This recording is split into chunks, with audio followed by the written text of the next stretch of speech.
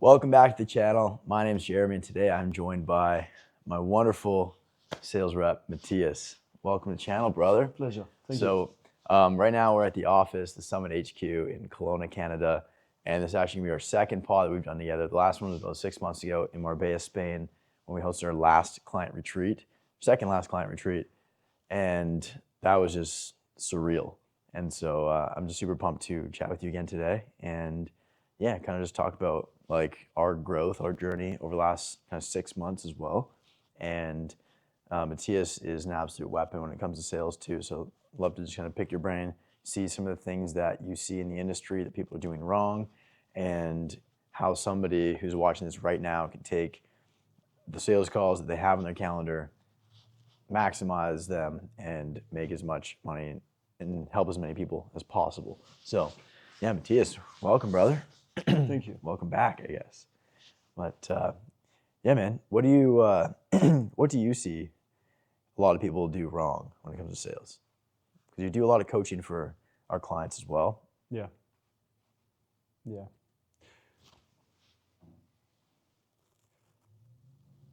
I think the biggest thing that comes to my mind is when people approach sales having the wrong aim and a lack of focus on what actually matters. And I caught myself too in my own journey, which is I first got started like 2 years ago now in high ticket, started closing a year and a half ago, ballpark. And at first it was all just like, okay, this is the framework, the script, you say this, they say that, this is this objection, that other thing, that. And when really things started switching, and I think coaching helped me out a lot because it forced me to explain what I was doing. And I think the real switch is when you let go of a specific way of running calls and focusing on the words you say or the word tracks or all that BS, and you truly focus on understanding the principles of sales, of influence, of persuasion. Because once you understand the psychology behind it and what are the outcomes and why you ask a question a certain way, why you want to have a certain tone and everything else, then you have agency over your own self and you can think and have strategy for your calls. And that's where I truly believe you get to a different level, because you know exactly what you're doing and why you're doing what you're doing. And that gives you a level of certainty that you lack if you don't. Wow. Yeah, I think that's one. I love that. And I think that's also why, like, a lot of people, a lot of clients on the other side, thank you for signing them up too. Is because you just have that, like, you actually care. Yeah, for sure. About every single person you're talking to. Like, just before we start recording, Yes. You're like, hey, I had this phenomenal conversation with this guy earlier today. Yes. But I rescheduled him for Monday because I wanted to talk with me. Correct. Like, talk with Jeremy to make sure that there actually is full alignment, make sure that we can actually help him, rather than just selling him and then crossing your fingers and like seeing if he's a good fit or not. Yeah, exactly right. That. So and of course, yeah, I'm talking about that because like that is very specific too about what is our offer and what is our company, right? Like what you bring to the table and kind of the ethics, the values that you want to hold, right? Which is having a client that we cannot fulfill and we cannot get to where he wants to go is genuinely like more of a bottleneck and will take out more energy from you and the other coaches inside. That is literally a minus for us. Like it doesn't make sense, like selfishly, right? And another thing you touched on, which I think is huge, is the act and the thinking, the belief of actually caring on a sales call about the other person. You're speaking to an actual human being, right?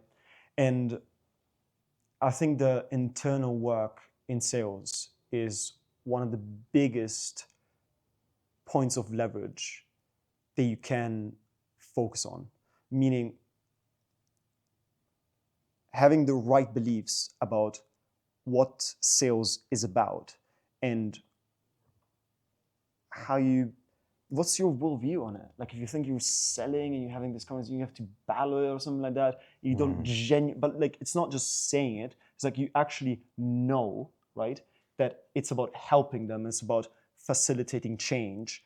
That makes a huge difference in the way that you show up, the kind of questions that you ask. Are you actually listening to the other person, right? And that comes true in everything, in your tonality, and how you speak, the words you choose, the thoughts that come in your thoughts that come in your mind, and also how, and therefore the response you get from the person to prospect on the call.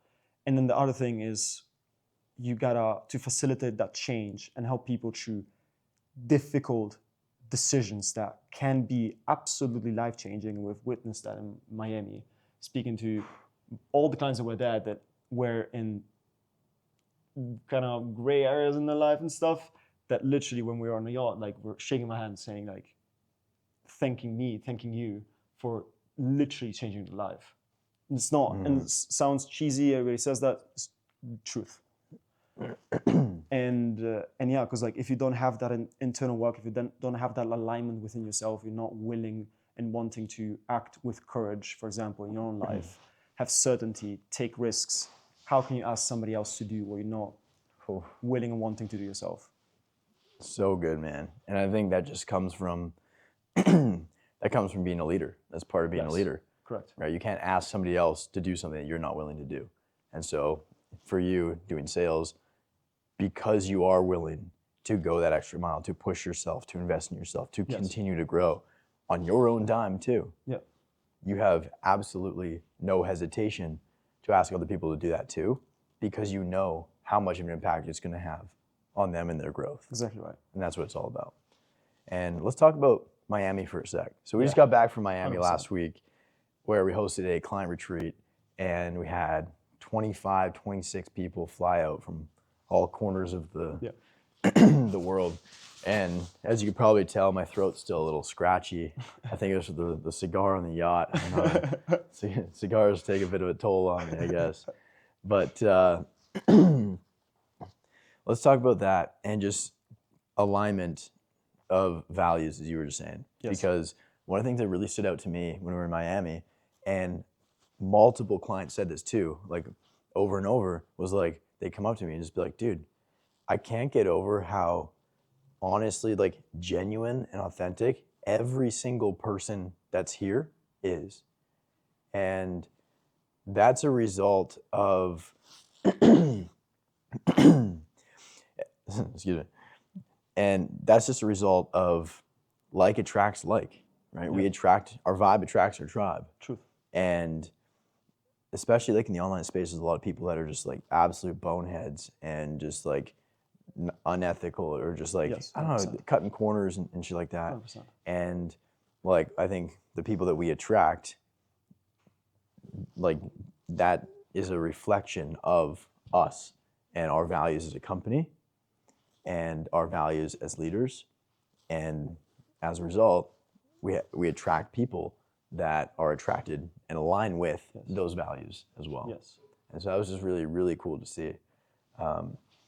But yeah, it's such an interesting thing because, like, I don't know. I've gone to a lot of events where, like, a lot of people there, I'm like, I don't really vibe with any of these guys. For sure. And so it's a really cool feeling, like, when you, like, as a lot of our clients told us, they're like, man, I finally feel like I've found my home, my tribe. And I can't say how much of a cool feeling that is. Yes. Like, it really, really is. But yeah, and it all starts with, like, kind of the whole thing, from the first ads that they see, to the content that they consume, to the conversations in the DMs, the conversations on sales calls, to the onboarding process, to the actual coaching and fulfillment process. Like, Exactly right. every single piece has a massive part to play. Yes. And yeah, but one of the things that I think is very often overlooked is the role that the sales conversation does actually have in the transformation on the back end. And so I've heard it say before that the transformation happens at the transaction. Talk to me about that.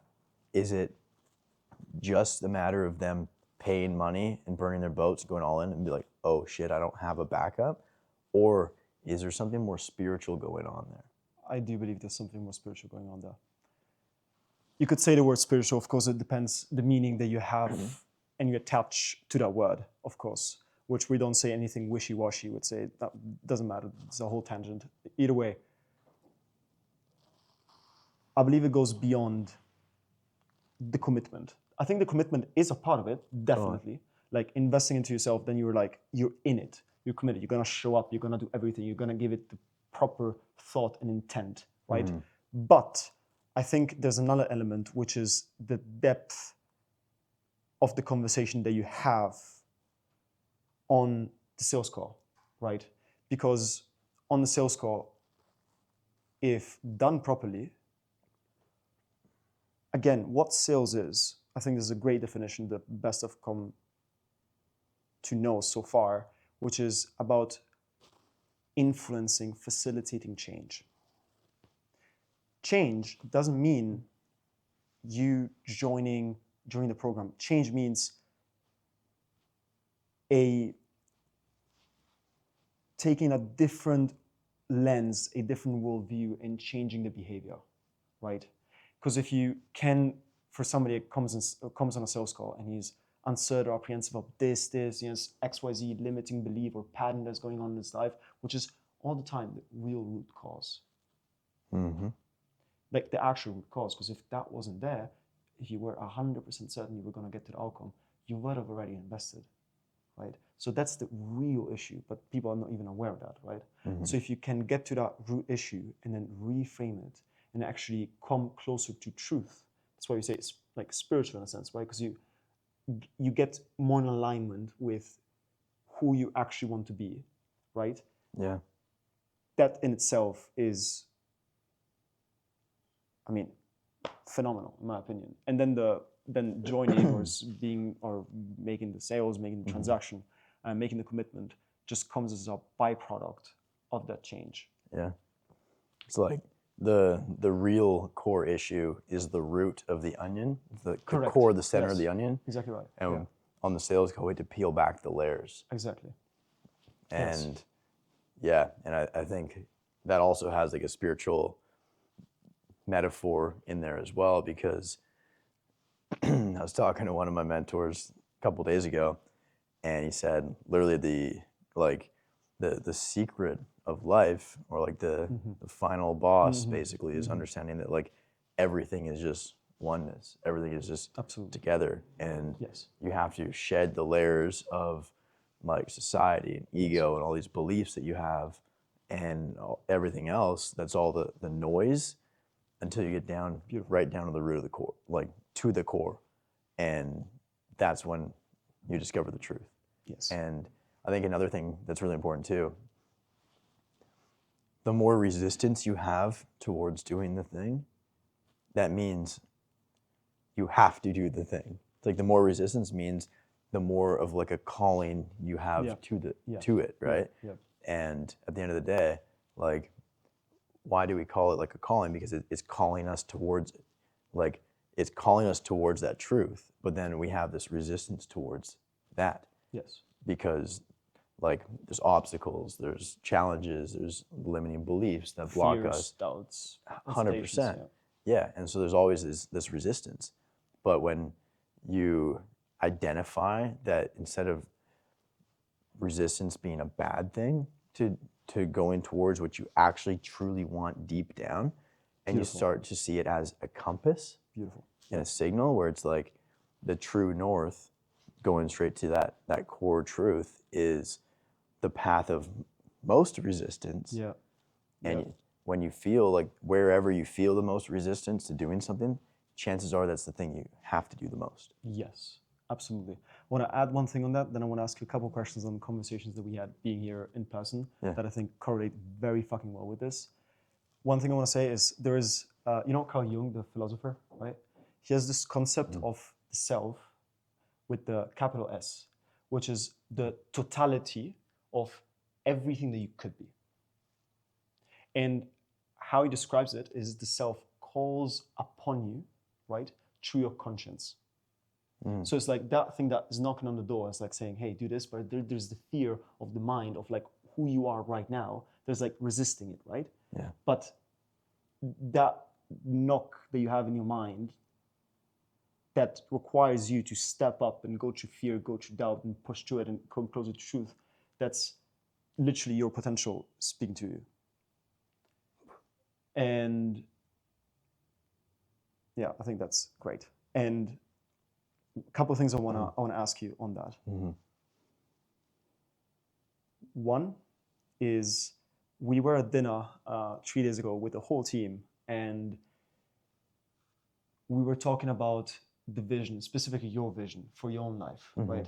More personally speaking, and the impact you want to have, who you want to become. And you said something about that really resonated with me, like stuck, which was about the pure, undivided focus on the inputs. It's like, again, it's like stripping layers from the onion, right? It's like you strip away layers on the onion of like, oh, I want to make XYZ revenue or this thing or that thing, and then you strip away and you come to the core, and it's just the inputs. Yeah. Can you elaborate or unpack that? Absolutely. So if we think of our life and our potential as like that onion, we're peeling back each layer. For me, it was like the first layer was like 10K a month, get out of survival mode, boom, done. Then it was like 100K a month. And there's a lot more in between that, of course. And then it was like, cool, get a Rolex and Lambo, and then like all that stuff. But then you start to realize like, no, that shit actually matters. Yeah. And so when Nicola asked me the other day, what is your vision over the next few years? I'm like, dude, like what I've come to realize is like the outputs, the results will take care of themselves only if you focus on the inputs. And so I'm like, to be honest with, like a lot could change. Like 3 years ago, Summit was not a thing. Yes. It didn't even exist. 3 years from now, it's gonna be a little bit difficult to see exactly where it's gonna be. Yes. But what I do know is that no matter what happens externally, I'm always gonna have myself internally. Yes. And so the more that I stack, the more skills that I stack, knowledge, experience I gain, and just dump it into this, then the fuller I become and the more I'm able to expand my own impact and like my sphere, and the more people that I'm gonna be able to help. And if you think about it like a planet, Newton has this this law of gravitational mass or gravitational pull. Yes. And basically the bigger the mass, the more mass there is in an object, the more gravity it has. Yes. The harder the pull is going to be. So if we think about ourselves like a planet, most people are going around like fucking little Pluto, and they're not doing anything to make their planet bigger. They're not doing anything to try and attract more mass so that they can attract more things, right?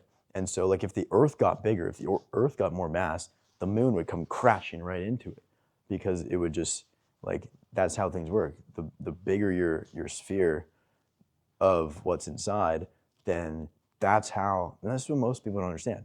That's how you attract incredible people into your life. That's how you attract incredible team members, clients, relationships, friends. Like the better you get, the more valuable you become, the better people you attract, the more valuable people you attract into your life too. That's when the money starts flowing. That's when everything else starts falling into the right place, is when you maximize yourself first, and then everything just comes together. I would take it even one step further. Let's do it. Which is, we can take it a lot of steps further. Let's go deep. Have you ever asked yourself the question of like, where do thoughts come from? Like, do you have any control over it? Or do they just appear? I'm not sure. It's interesting, right? Yeah. It's interesting. Because we want you to think that we do, but then also like thoughts will just come up. But Exactly. I think we control which thoughts we choose to allow to continue to exist. Good, great. And that's great. And then with the thing about alignment and building your mass and your gravitational pull, right? I would even go as far as saying that like when you're in such alignment where you create this mass, you will also, the right thought, the right time will come. Like you don't know what Summit will look like in 3 years, But like, if you align with yourself, be sure that when you're having a shower, you're going for a walk, or you have a workout, while you're driving down, while you're in silence, while you're just working, just like that, that thing will come. That's when it's gonna hit.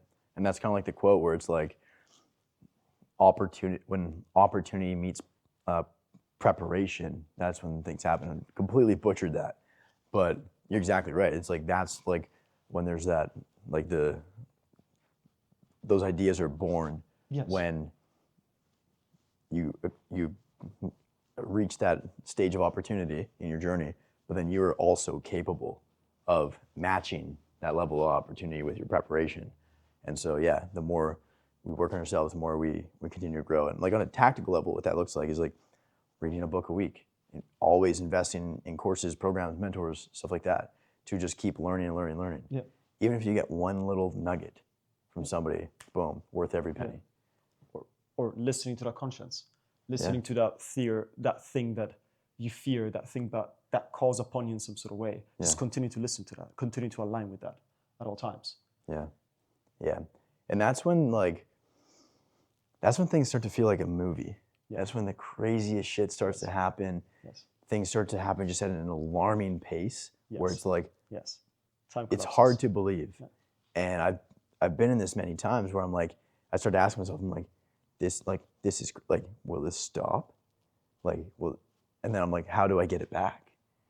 But that's it.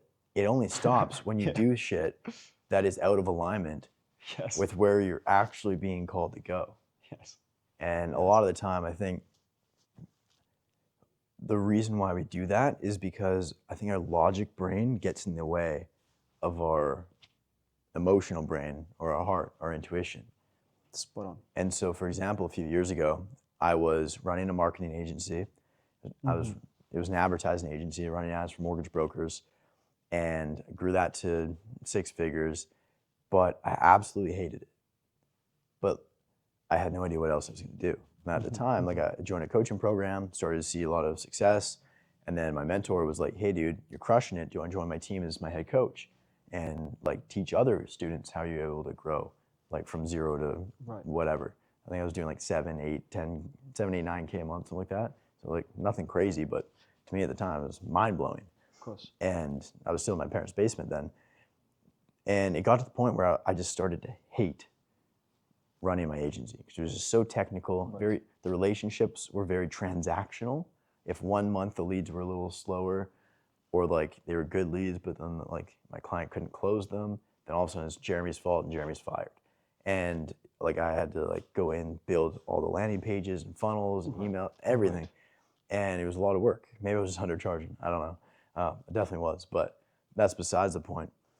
And so this new opportunity came up though to be a CSM, and then a month later to also be a closer. And so I was doing both. Yes.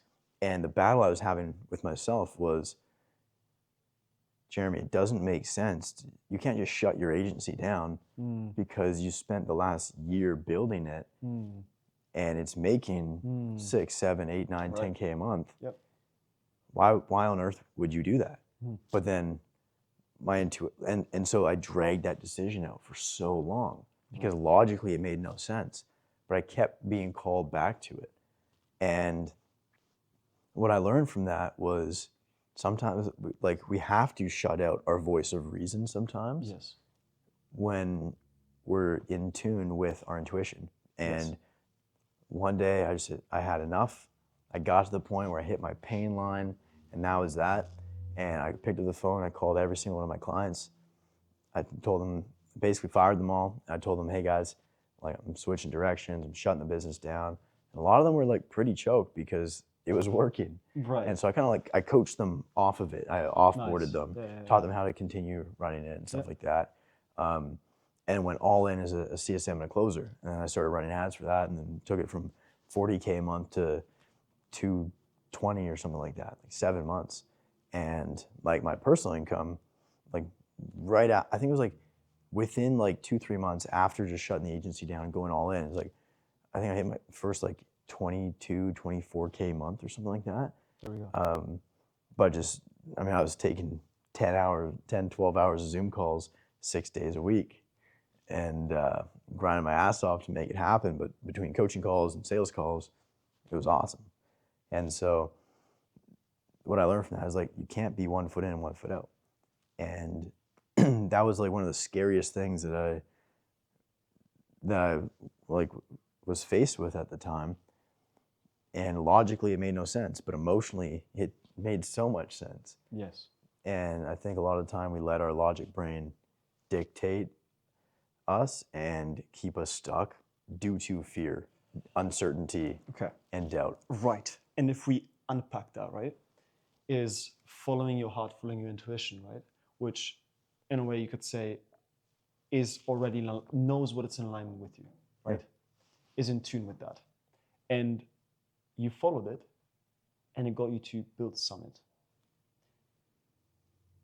Logically, your brain at the time could have never, ever seen what working for that offer at the time was a needed piece in order to then build Summit.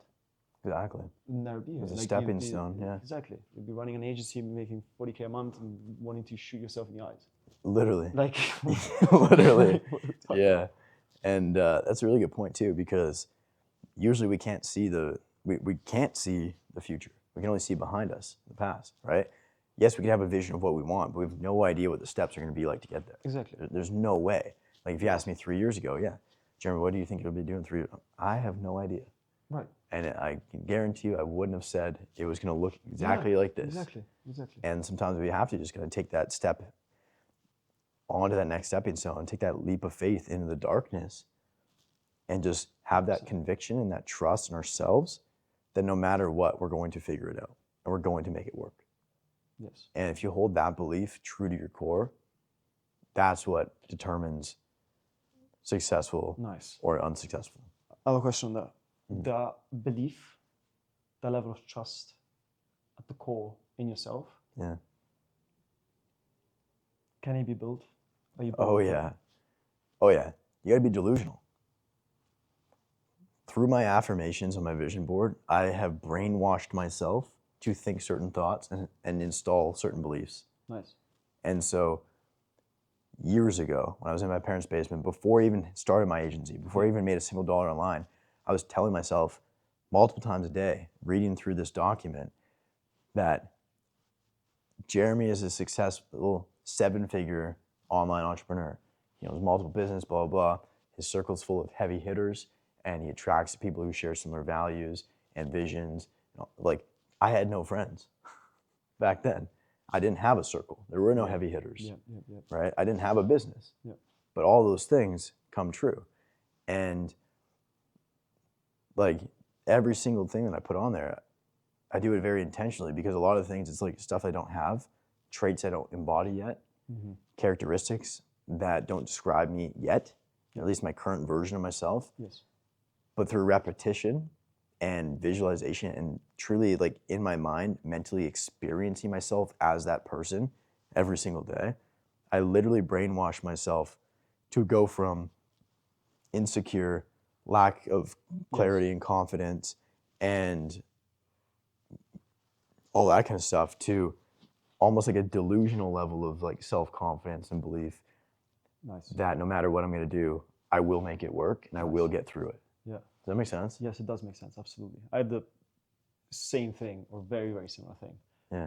Was it structured for you, or was it more you just found yourself naturally visualizing yourself and experiencing certain images, pictures, movies in your mind? Very structured. Very structured. Okay. Yeah. Like I said, I built this document. Yeah. I went through a course 5 years ago, built this document that was all about exactly that. And so what I learned from that is like, I learned a lot about myself too. Like I do need a lot of that structure, because left to my own will, I'm just going to fucking go in a million different directions. But when I have that structure, that's what gives me so much like kind of direction, or at least just allows me to be very disciplined and consistent. By having that structure of like somebody else made the rules for this thing, so I can't change them, I can't bend them, or it doesn't, like, otherwise it doesn't count. That forces me to stay in alignment and stay on the path. Yes. Whereas like if I do like people that do like 75 medium or 75 soft, it's like they don't get like you don't get the same thing that you get when you actually just go all in and do it. But, and I know it's kind of a bit of a side quest there, but going back to your point about like, was it structured or did it just kind of happen? 100%. Yeah, like I probably wouldn't do any of that stuff if I didn't force myself to read through that document, go through it every single day, morning, noon, and night. That. Do you have that same or similar structure now, or did it become more of a second nature? Bit of both. Yeah. Bit of both. I definitely don't go through it as much, but I have it like printed out. Yeah. And like on like frames in my house, and like I still look at it a lot, but a lot of the time now I get a lot of that from just journaling. Yeah. And so I kind of Nice. have like some 100%. structured like journaling of like, okay, where am I at right now? Where do I want to get to? And what do I think is that first stepping stone that's going to help me get there? And and that gives me just a lot of clarity and a lot of direction too. But with that too, like the more you put, at least I believe, the more I put in that document, the more I go through and experience it, that's when it just shrinks the time to result like crazy. It just speeds it right up. Right. And a few months ago, I was hanging out with Ed Milet. I Yeah. flew down to Florida and spent a day with him at his house. And one of the things that he told me was the power of visualization. He's like, he just bought an island up in Maine.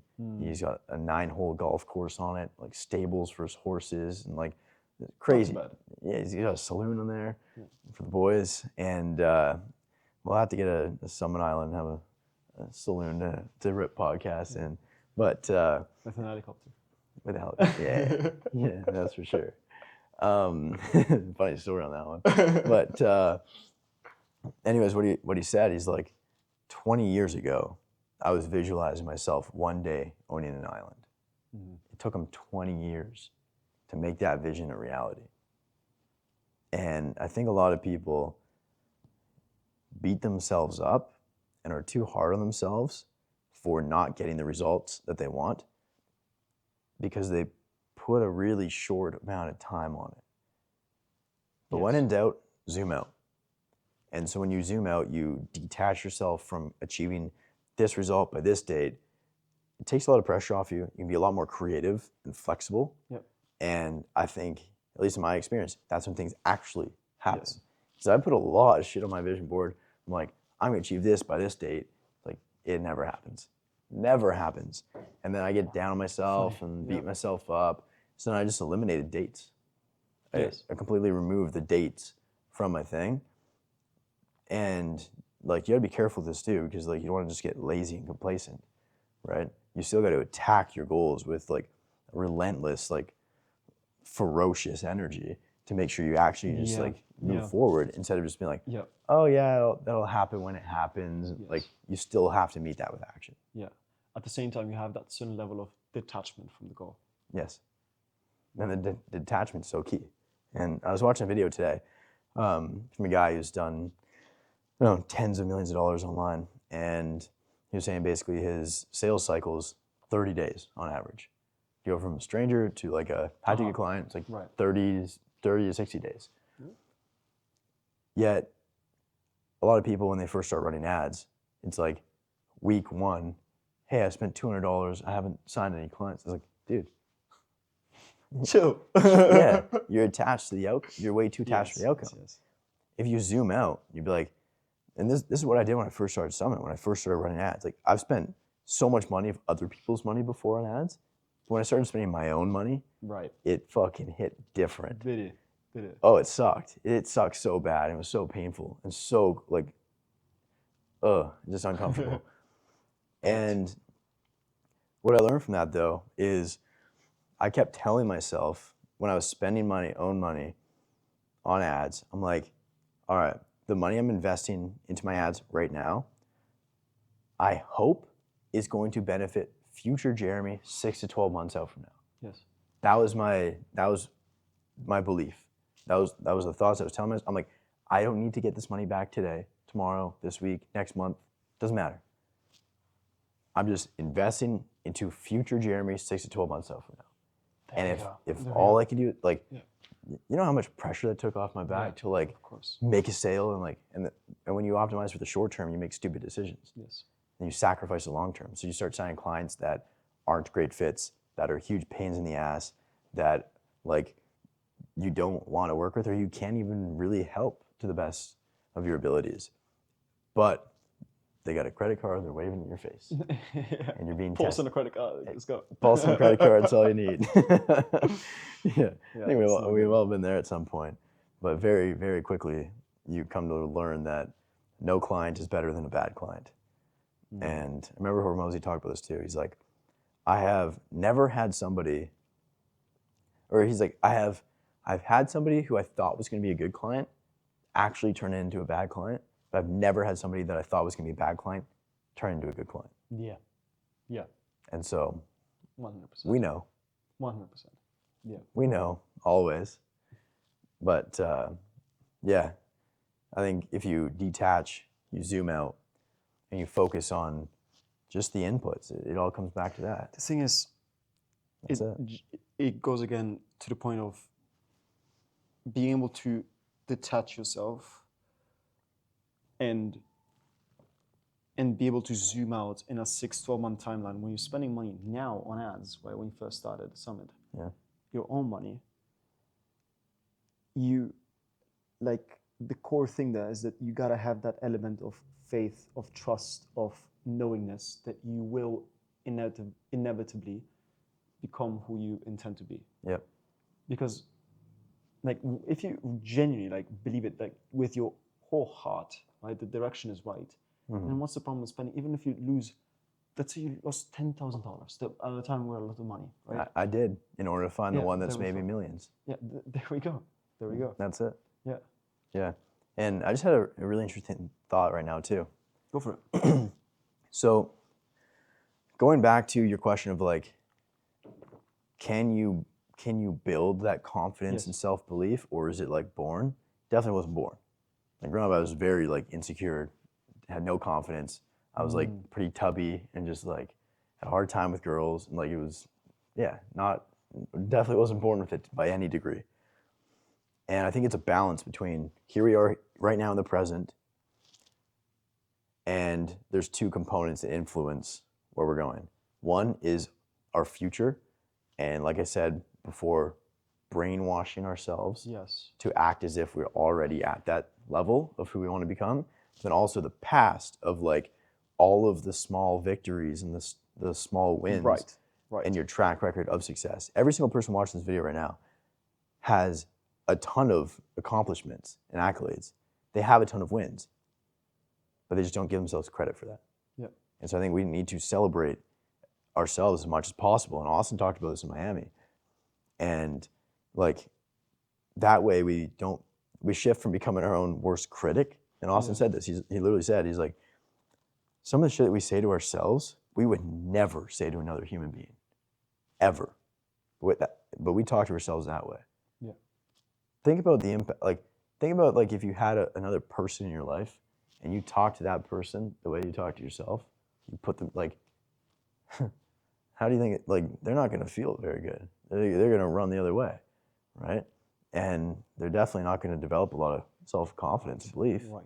If you just keep putting them down and say, oh man, you're an idiot, like you're such a failure, you're such a fuck up, like they're never going to get anywhere, right? But that other person is you.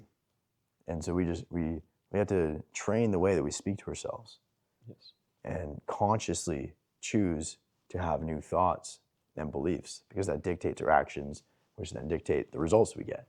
And that's this feedback loop in the cycle, and then it feeds into everything else. The interesting thing there, though, with the self belief, is like you had to build the confidence, and you did it through structure, affirmations, having the vision, like really consistent effort, right? At the same time, you had enough courage to give yourself permission to, because like you wouldn't have done those affirmations if you didn't have a sort of spark in you that you had the ability and had the potential to accomplish that. Yeah. That you deserved that in a way. Yeah. I think that came from like reading a lot of books on mindset and success. Yeah. And listening to a lot of podcasts, taking a lot of courses and stuff. Like all that is just dumping positive inputs into my brain so I can have positive outputs in my thoughts and beliefs. Because if we put garbage in, we're going to get garbage out. Yeah. And yeah, I think like the more high quality inputs that we feed ourselves consistently, the better outputs we're going to have moving forward. And that's kind of like, that's partly why I said, yeah, like my vision is like, I like long term, I have like an idea of where I want to go and where I want to be. What that's going to look like, no idea. Doesn't matter. It'll take care of itself. Yes. Only if I keep stacking those high quality inputs in here. And so like, I look at like Alex Becker, for example. Mm-hmm. He sold his house, sold his Lambo. He got a 1-bedroom apartment. He didn't even have a couch. He had nothing but his desk and his chair and then his bed. Like he got rid of his phone, like literally everything for like 2-3 years and just like read books and worked out. And he just like tunneled it. Now I'm not saying you have to go to that extreme, but you might have to, depending on what your goal is and what you're willing to, exactly, what you're willing to give up. Because a lot of people are like, oh, why would you do that for 2, 3, 4, 5 years? Well, he sold it for 110 million. Now he never has to work a day in his life. Yeah.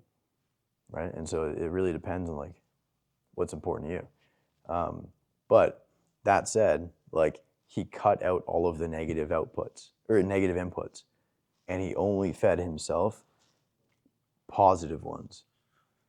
And he consciously crafted his environment to support that. Yeah. Whereas everyone else is walking around, it's like even just one scroll through social media, it just completely throws your head through a loop. Yes. And then we take on society, all this bullshit, all these narratives and everything like that from society. And then we start to believe these things and it makes us feel a certain way. And then like at that point, like you're already lost. Yes. And in the spirit of that, I want to invite for a second anybody who's watching this, listening to this, to truly sit down with yourself for a minute and like visualize if, because you know what kind of inputs that you shouldn't have in your life and what are the inputs that you should embody. And if you visualize like just truly and like really see yourself embodying those, if you see yourself like living every single day of your life like with utter alignment, like not with, let's say your coaching business, you're making 10, 20K a month, you're making less, you're making 5, whatever it may be, or you're starting out, like, and you know that between one call and the other, one sales call is in the other sales call, or one coaching call and the other coaching call, or one chunk of work, another chunk of work, right? You shouldn't be like scrolling for 5 minutes through Instagram. Has no benefit to you. It's a net negative, like point blank, right? Imagine yourself like all these minor little things that says waking up at a certain time and like doing X, Y, Z, or having that, so like whatever is that calls upon you, like if you really visualize yourself like embodying those traits fully, what that feels like and how powerful that would be.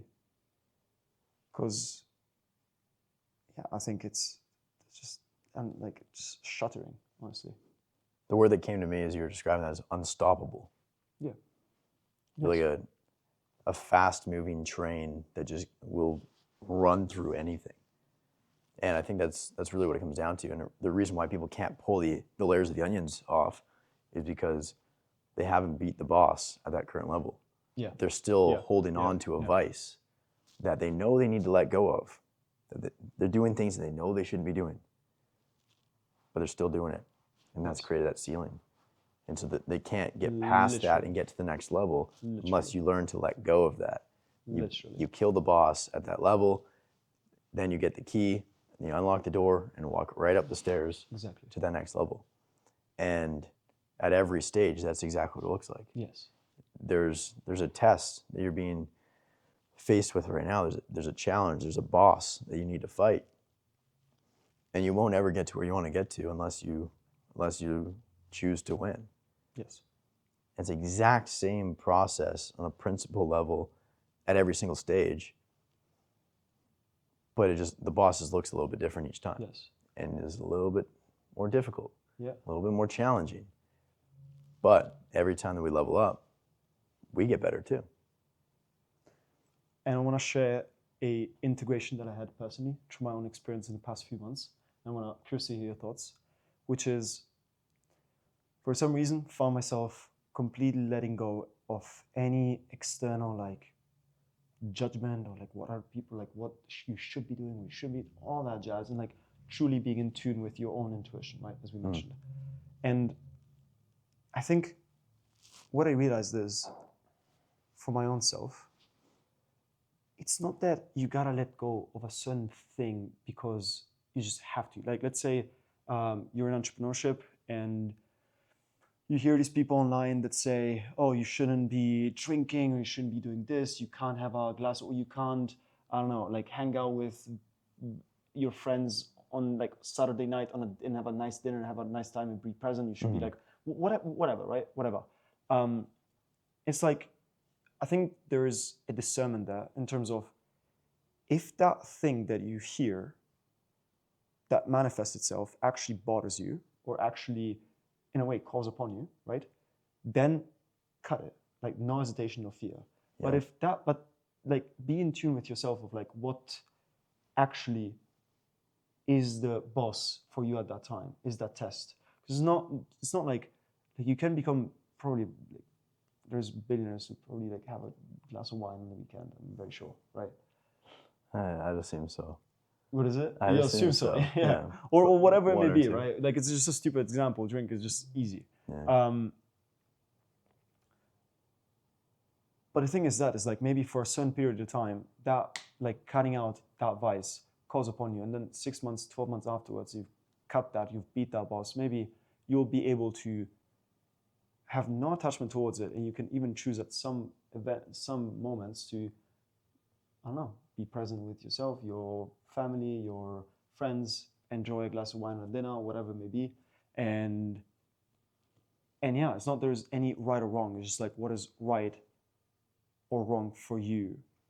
What is a sin or what's righteous for you at that specific moment in time. So good. So good. Yeah, because there's a season of my life where like I had to let go of like everything. Yeah, right. But then those things I let go is like I can still do them now because I built myself up to the point where I have that discipline and that self-control. Back then I didn't, so I had to. But then now, like I can reintegrate. It's like for example, it's like I think I didn't drink for like a year or so. Yeah, there we go. Back in the day, because I'd find when I would drink, then I'd feel like shit in the morning, and then like of course my energy's low, so I'm like I need a coffee, and I have a huge dopamine spike from the caffeine, and I crashed, and I'm looking for like other cheap, quick dopamine hits, and then it just spiraled into more like bad habits stacking onto each other, and it stemmed from that, and so I cut out alcohol, cut out caffeine, and then everything else kind of took care of itself. Exactly. Yeah. It's like now I still don't drink caffeine, but sometimes I have it maybe once or twice a month, and I become a superhuman. Right. I lock myself, I don't lock myself, but I go to a coffee shop, get like a half calf, like half calf latte or something like that, and I'm fucking dialed, bro. I built the entire YouTube course, 11 modules in like 3 hours. But like it got to the point a few years ago, it was like 3-4 coffees a day. I'd wake up, can't even hardly get out of bed without going straight to the coffee machine. It's like that's a problem, right? Now it's not.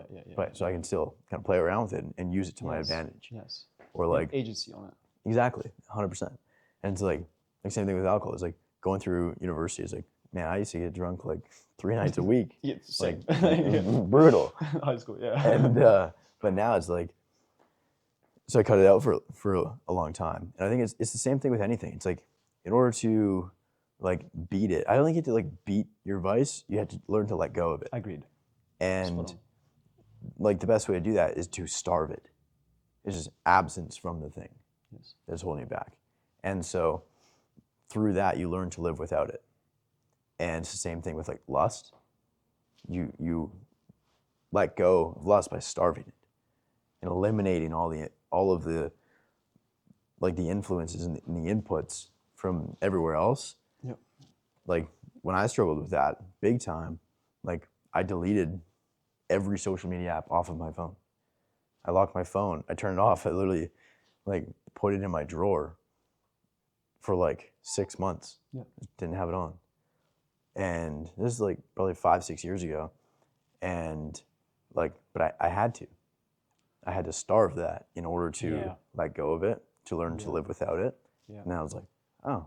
I want to ask you something Okay. about that. How did it feel? Whew. I've never felt more free in my entire life There we go. than that moment, ever. I was certain. Ever. Yeah. Yeah. Like even today, I'm like, yes, I have Instagram and make most of my money from that, and like, I need it, and I need to be active on that. But I fantasize about like back then. I'm like, man, imagine if I just didn't have a phone anymore. And And I just became a YouTuber. Yeah. 2 banger YouTube videos a week. Yeah. Just post that. Yes. It's like, cool. A few coaching Chill. calls, like. Yeah, I bet. I possible, bet. but I bet. I don't know. We'll see. Yeah. And yeah, exactly. And on a principle level, it's like you letting go of that thing that you know you need to let go. Yeah. Then how much purpose do you feel? Like you You create feel a whole. You feel Yeah, you consciously create a void within yourself that needs to be filled.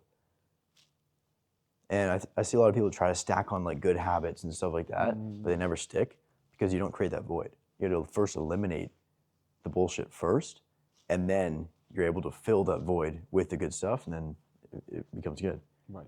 And so, for example, like let's say in your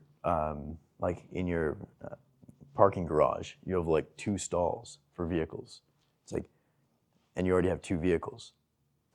There's no room to get a better one. There's no room to get a third better one.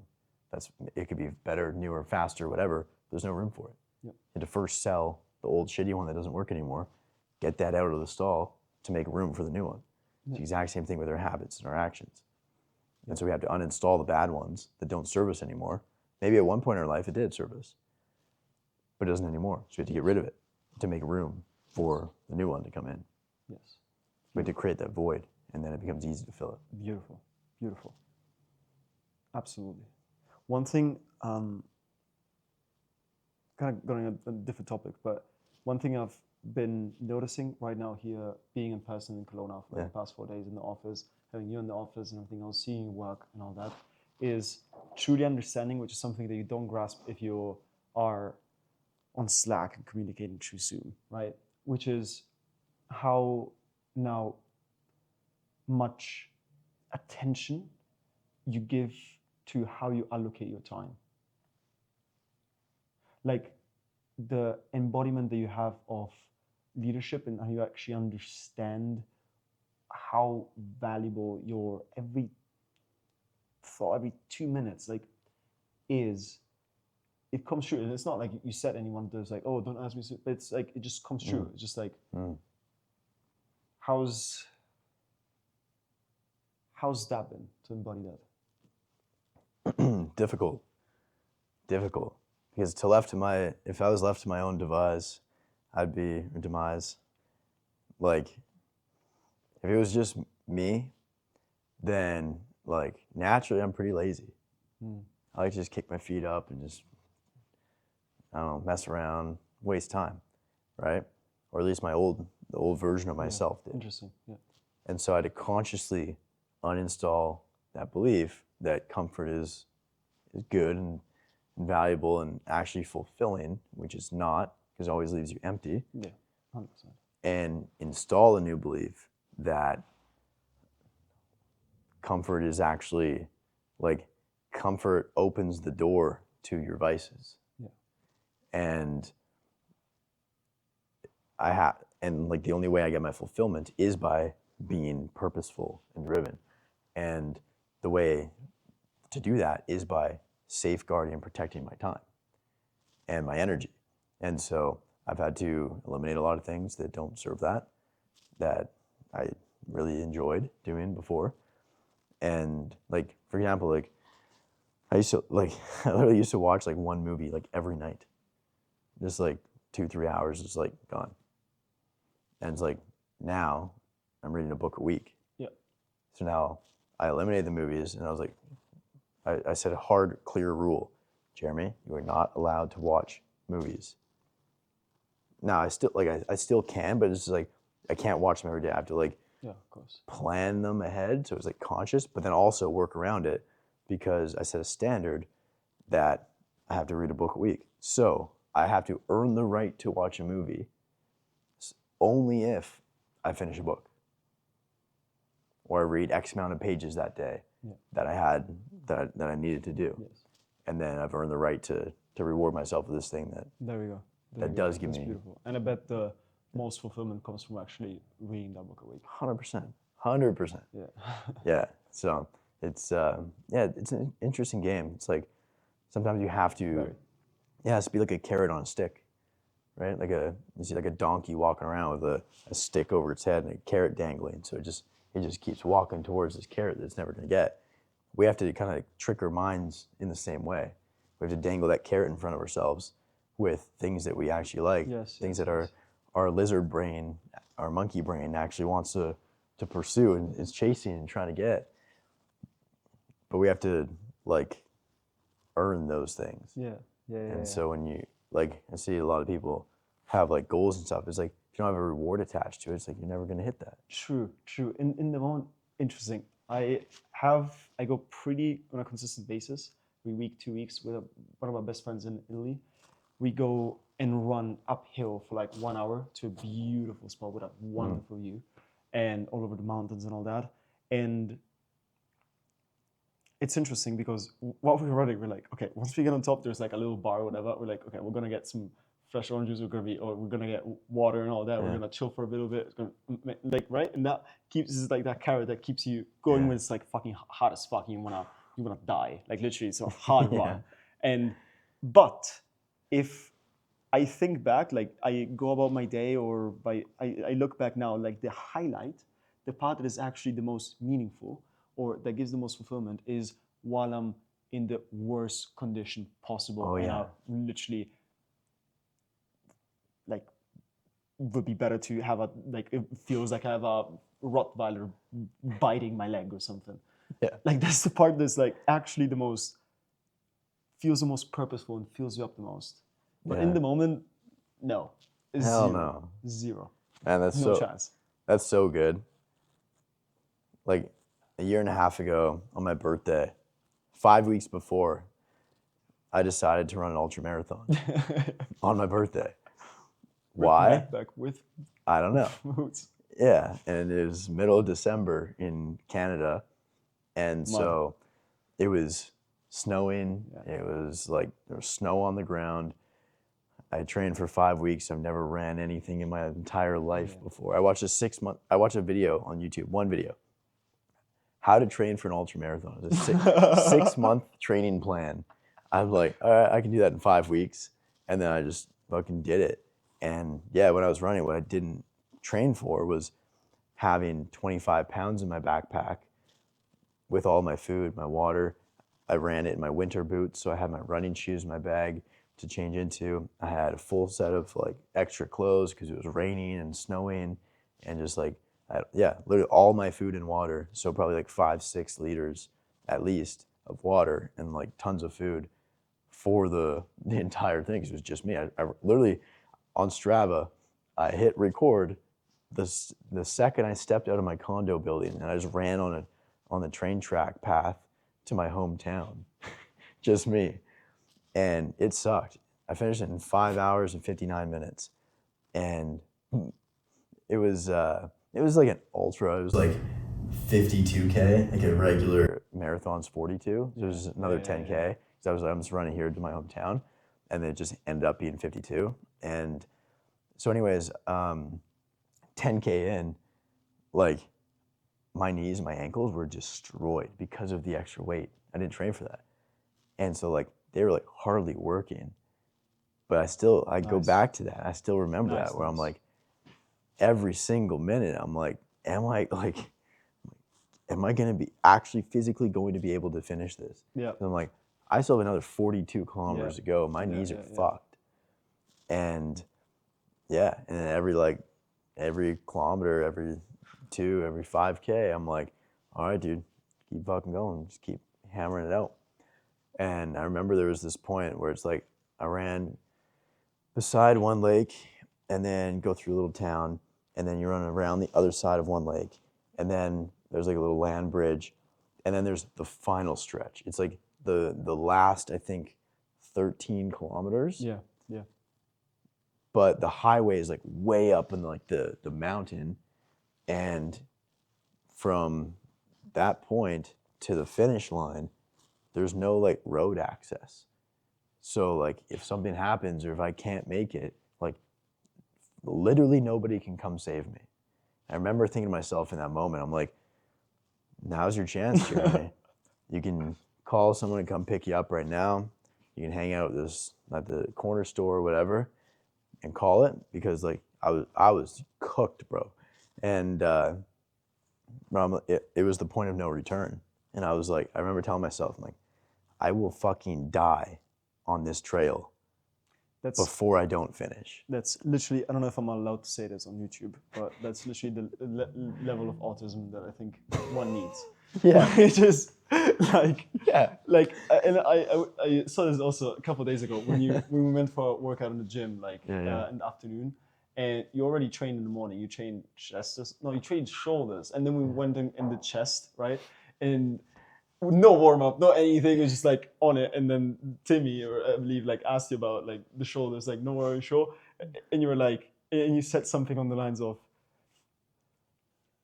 it's all mental. Like it's just like you just gotta beat the pain. Like no problem, Yeah. shoulder's gonna be fine. Yeah. And I think that there's something valuable in that though, which is because that same quality is what you carry through. It's sort of habit or pattern that you develop for your own thinking. Yeah. Then you carry through in what's really meaningful, because like that 100%. workout is not meaningful, right? If you think about it, like it's not worthwhile. It's not worthwhile risking your shoulder or something. Mm-hmm. But that ability to that marathon, just say, I'm gonna die on this. Like I'm gonna die here. Yeah. Like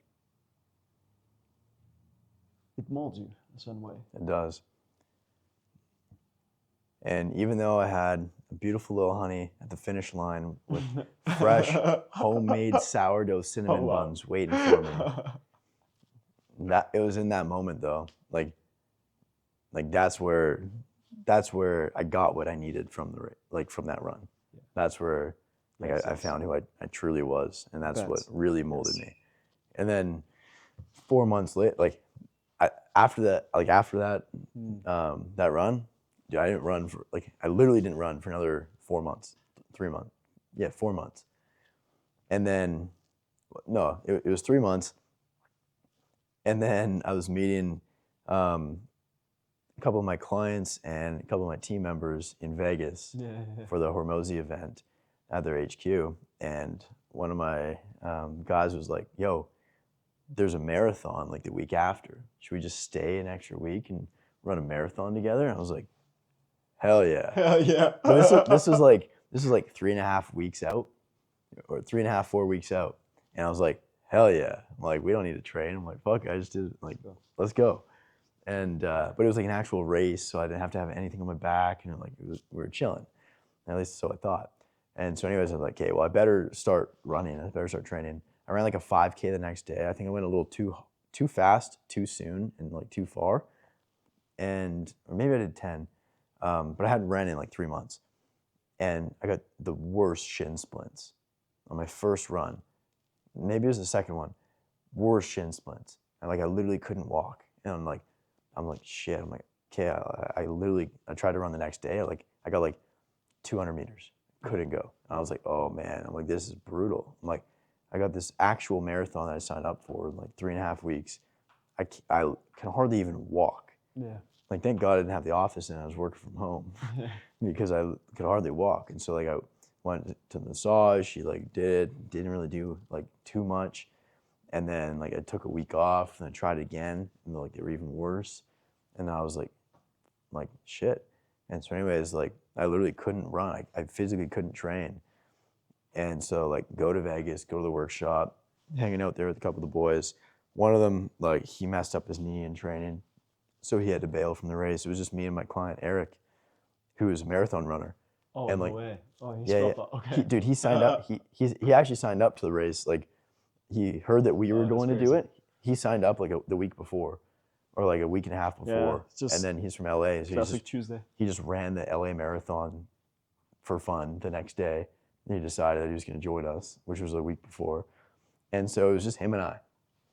And I remember going through it, and we were like, yeah, I think probably around like 30K in.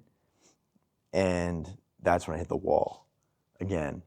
Not at 10K like the first one. This one at 30. Actually, no, sorry. I'm skipping ahead of myself here. Shin splints, brutal. Couldn't train, couldn't run. The day before the race is the expo, where you go to pick up like the bib and like your number and like a t-shirt and whatever. And so we go to the convention center. There's like hundreds of people, and like I go up to one of the ladies. And I'm like, hey, I'm like, hypothetically, I'm like, what happens if like I can't finish the race? Like what would happen? She's like, oh, no problem. Like, well, we got vehicles, like cars every 1 or 2 kilometers, like checkpoints or whatever. Like we can just drive it down or whatever. Because it was up a mountain just outside of Vegas. It was sick. And anyways, I was like, okay. So I was debating. I'm like, should I even do like, can I even do this, or like, is it even worth it? Should I not? And I was like, all right, you know what? Worst case, I go in someone's truck and get driven. I'm like, fuck it. So I signed up and went to an outdoor store. I got ladies size 1 compression sleeves for my shins, and then men's size 1 compression socks that I put over top. Because apparently shin splints are when your calves get pulled back. And like, so the fascia up here on the bone is just getting stretched, and apparently that's where the pain comes from. So I'm like, well, if my calves just can't move, if they're just fucking locked, then then it should be fine. That's crazy. And so I did that, met at 2:30 in the morning in a parking lot, hopped on a bus, drove us to the top of this mountain. It's snowing. Everyone's like shaking there for like 2 hours under heaters while they're busting everybody up. 6 a.m. hits, boom, sun's rising, start running. Totally fine. Finished the marathon in 3 hours and 55 minutes. Fire. But yeah, kilometer 30, man, hit a freaking wall. My legs started spazzing, my hamstring. I literally couldn't stretch, like I couldn't straighten my leg. And then some random dude, by the grace of God, was running behind me. He's like, yo, you cramping? I'm like, yeah. He's like, here, pickle juice. And he like throws a little thing of pickle juice at me. Yeah, that's what I said. I'm like, what the fuck? He's like, bro, just take it. Just trust me. I'm like, okay, sure. What do I have to lose?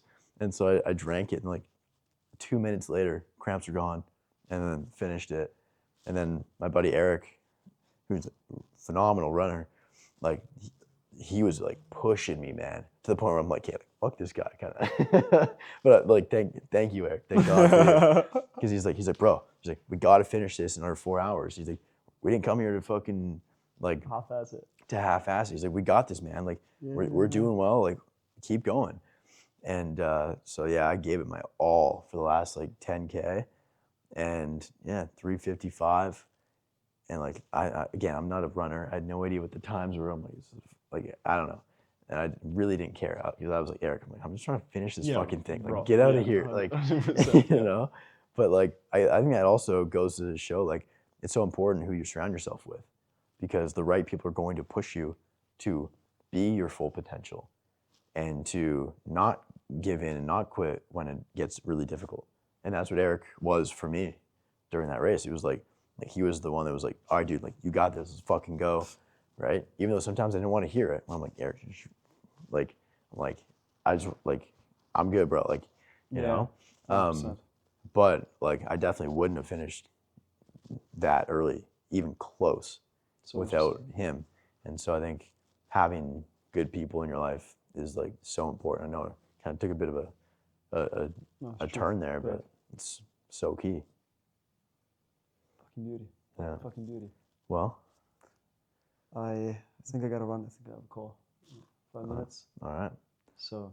Man, what a pleasure. Great Incredible talk, conversation. Great talk. I thought we were going to be Fantastic. talking about sales. Instead, this went way better. Yes, fucking phenomenal. Yeah. Fucking phenomenal. And in a way we did. Yep. In a way we did. Yes. So, Matthias, absolute pleasure, brother. This has been so fun. Like, meeting again in person in Miami, then spending like the month together here. Like, yeah, it's just so cool. Hitting workouts and just, yeah, having the whole squad here is just Energy in surreal. person, completely different. Next level, dude. Yes. So, Completely. thanks for being awesome, brother. Pleasure. And we'll see you in the next one.